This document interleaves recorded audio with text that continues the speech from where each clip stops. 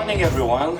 If anyone thinks it's very easy to talk after these amazing guys with very scientific view towards the future, I'm really happy that I have a presentation that has a lot of things written down, so you don't have to wonder or dream, you can just read and picture the things. And my goal today is to give you some hands-on practices on what can be achieved and done today. So just to start, where do I come from? As you see, a lot of logos. I was a really curious guy. I wanted to touch all the big corporations. I wanted to touch all the biggest events. I was traveling, I was working for the big guys. And then after everything, I decided that it's already enough. Can we do the full screen if it's possible? Because I see some things missing, like the third of the presentation.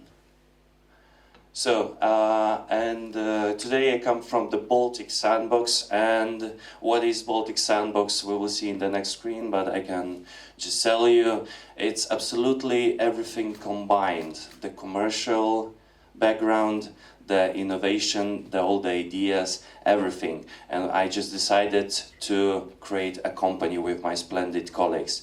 So what do we do today?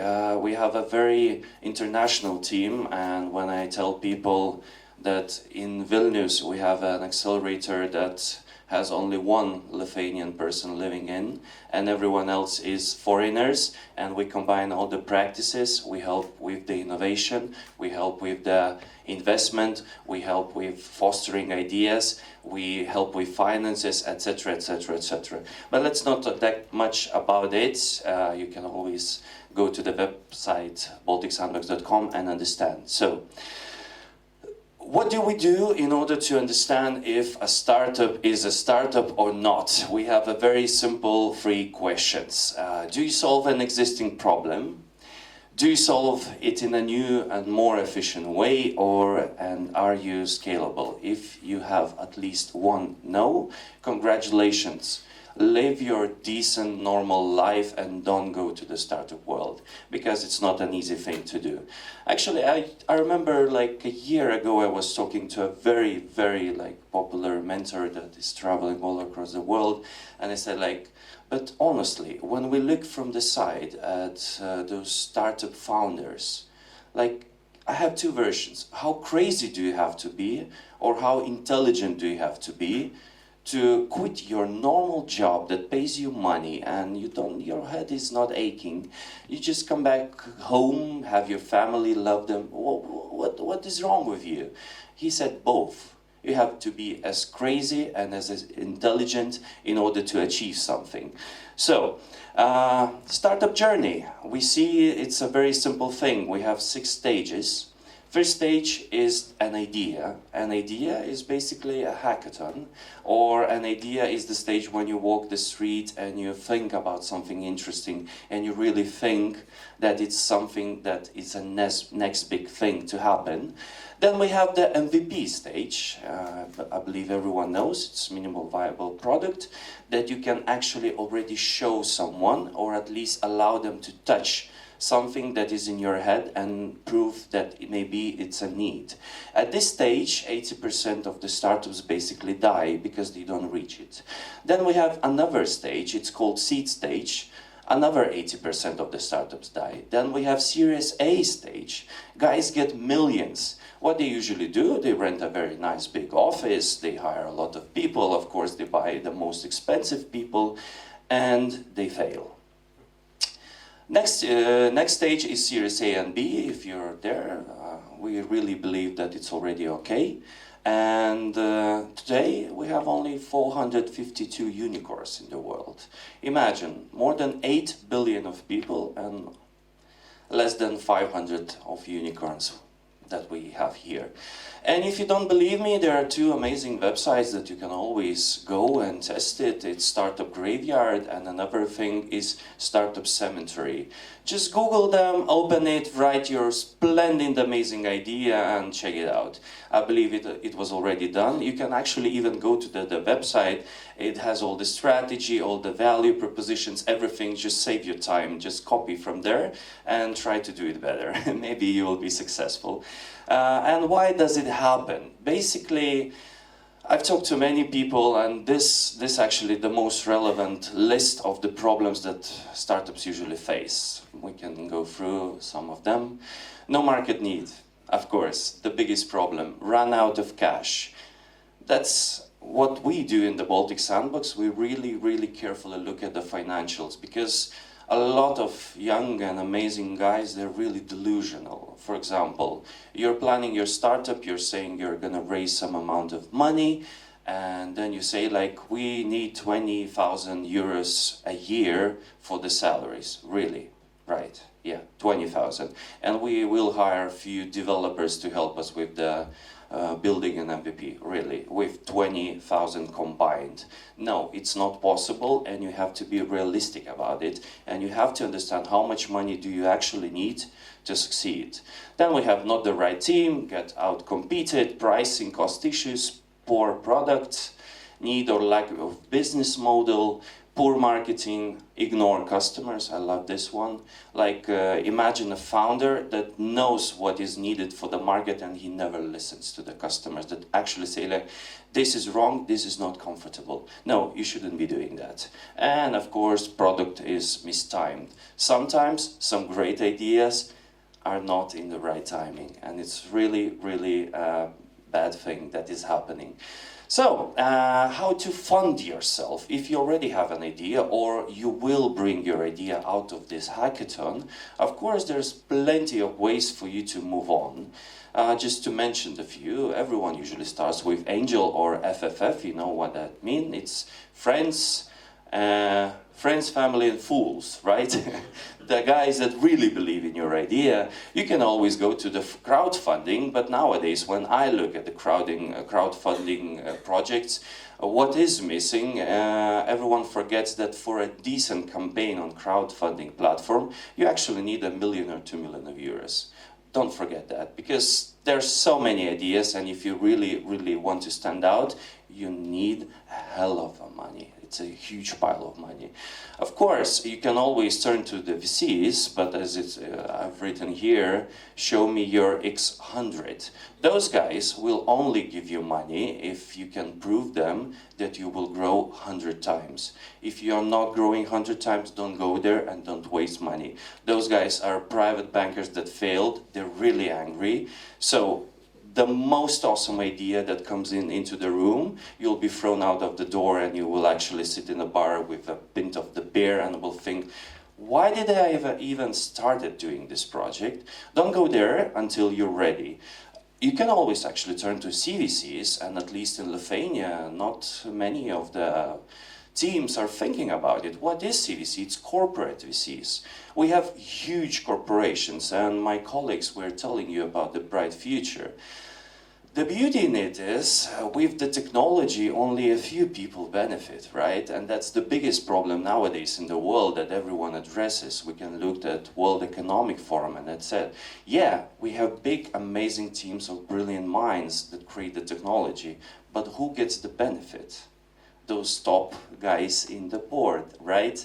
But what is a good thing with this, they actually establish funds. They actually establish extra money that they move to specific departments or projects in order to foster and in order to finance new ideas coming in. And if you just Google it, you will always find very amazing programs that can give you some grants or some cash to start your idea. You should also consider going to family offices. What does it mean?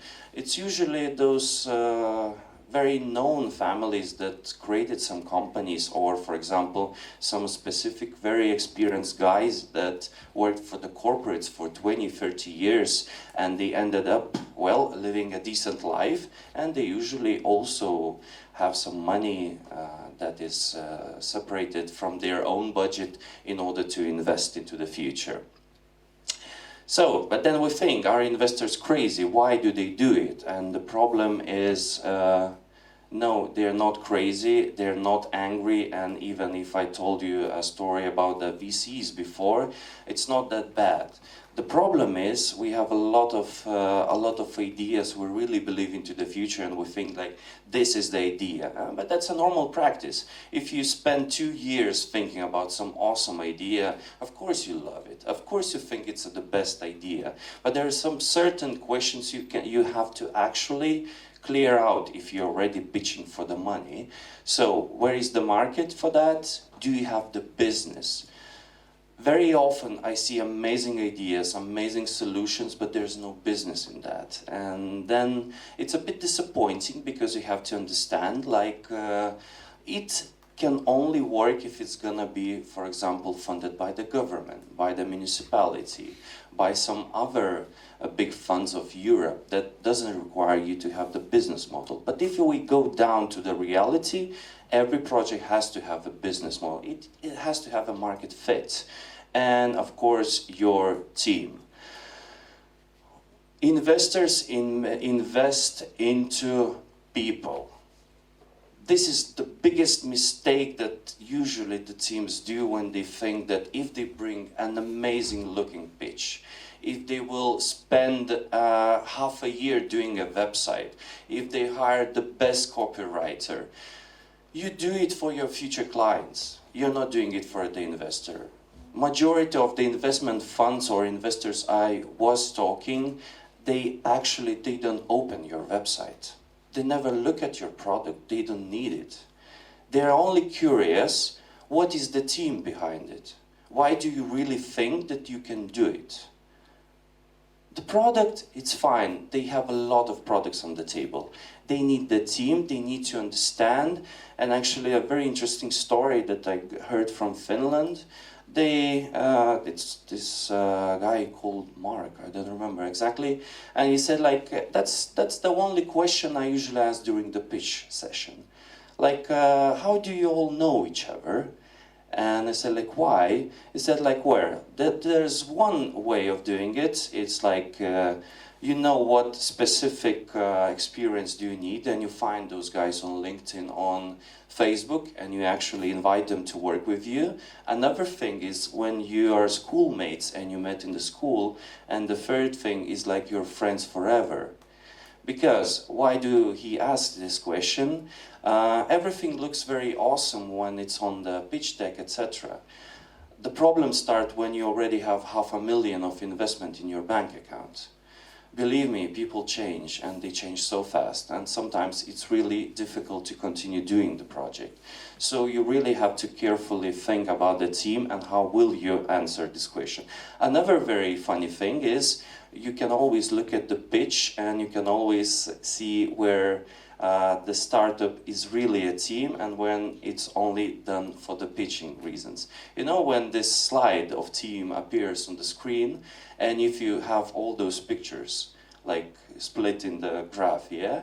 So it's usually, it looks good, we write something relevant. If the team has a designer, it's usually gonna be in circles. It means they have a designer, they spend some time designing it, and the real teams, they always show a picture with the team standing together, and that's a very big difference. Okay, we move on. I don't have much time left, I think. So, doing a startup, what to do and how to actually, my presentation is called Ideas Are Cheap, so how to find that real idea. Basically, we have to look around. We have never had more of servants that we have today. Someone will bring us food, someone will clean our house, someone will help us with the clothes, someone will help us with the gym, etc., etc., etc. We have an amazing world and a huge amount of people that are helping us today. And if you actually think that you're just walking and think that you need an app for that or an app for that, or your friend told that it's an amazing app that you have to do and everyone will definitely use it, and or you were on vacation and you understood like something is missing in the world, it doesn't mean that you have to do it or you should do it. The main question you should be asking, is there a problem that you really want to solve? And another question is it really a problem? Because I've seen those projects or those products when guys come in with a very good, and it sounds good, the solution sounds good, but the problem is there's no problem. It's not a problem. You're not solving anything. And then it's a very disappointing situation when you have to just say like, okay, you already got this idea, maybe you can have another one and it really will reflect some problem you want to solve. So, are you a painkiller or a vitamin? We have this old as a planet saying, if it doesn't hurt or it doesn't make you dream or inspire you, you shouldn't be doing that. That's actually a main rule of marketing and communications. Just look around. You're not buying stuff because it's a good price or something. You're paying money if you're afraid or you really want to dream. If you want to check this idea, open some website of Maserati and Porsche and just check it out. What is their value proposition? It's a car, right? But we're not buying it just because of the car. As IKEA is not selling a furniture, Uber is not a taxi company, and we all know that Airbnb is not a hotel, right? So they solve problems. So how can we innovate? We have to look, listen, and talk, and understand our target audience. And not a single innovation was done by talking to your industry leaders. I really love this part, because sometimes, for example, if we work in some specific industry, we like to gather the greatest minds from the industry and try to think how can we innovate. We cannot. Because if we're walking the same path we used to be walking for 20 years, we will not innovate. Actually, it really correlates with Edtech Hackathon, right? If we gather all the best lecturers in the hall and we will try to innovate the education industry, I wish you good luck. I would actually invite someone else. I would invite someone from aviation industry. I would invite someone from the transport industry. I would invite some maybe doctors and see how do they address the problem. And that's a very nice way to actually innovate, because you get people that are not used to the stuff that is happening in your industry, and you say like, what if this, what would you do? And of course, the least example or the least best option that you can do, you can always call your mom and say, Mom, I need 10 minutes of your time. Can I tell you an idea and you see what you think about it? And just listen to what she will answer. Sometimes, I really often do that. And sometimes she gives me really, really good insights because she comes from the real world, right? Okay, 4 Bs. You have to be bold and brave. It's like cliches, you know, but they look good on the screen. Everyone pictures, they place it on the internet. It's nice, I want to share it. Have an idea, share it with people around you. Collaboration is the key. Not a single big company in the world was created just because one person was very clever. It's always a teamwork, and it always will be. Yeah, we have AI coming in, maybe AI will be your best partner in the room, it will help you. But believe me, if you have $1 billion in your account, it's very... You don't want to be alone. You want to be happy with someone else, yeah? Or maybe with your colleagues. Don't ever be hostile. That's a common problem, and that's a common mistake that those best founders or the most inspiring founders do. They don't ever listen to any comments that they get. It's fine that they know what they want to do, but this hostile approach towards the mentors or towards the people that actually share some ideas, it's a very big problem, because those people, they don't want to harm you, they want to help you, and they want to save you from doing a mistake that you shouldn't be doing. And the last one, be likable, be memorable, and it's all about the emotions. We all know that. So how to win? Can we go just down? Hackathon is a good start for your startup, and there's like just 5 steps that I really offer you to use this weekend for these 2 days. First one is plan, but not too much. You shouldn't be spending more than 2 hours to actually planning your idea. Second one is build what is needed. You'll do the rest afterwards.